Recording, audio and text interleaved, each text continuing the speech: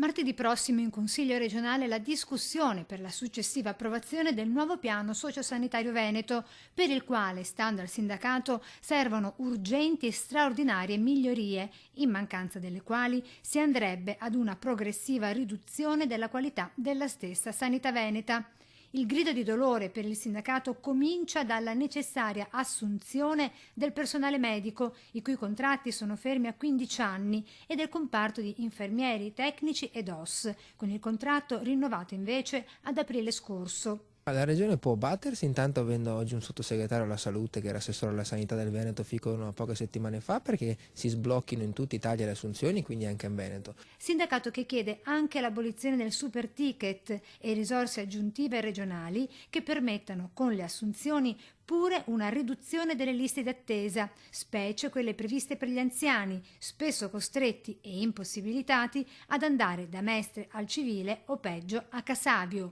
Noi abbiamo le pensioni, no, nei cittadini veneti che sono, per quanto riguarda gli uomini, attorno ai 1.200 euro, per quanto riguarda le donne 650 euro. Quindi dovete immaginare come una persona anziana aumentano i bisogni di cura, pensiamo ai farmaci, come possa accedere, no, regolarmente alle cure se non c'è un intervento pubblico che possa prendersi in carico queste persone.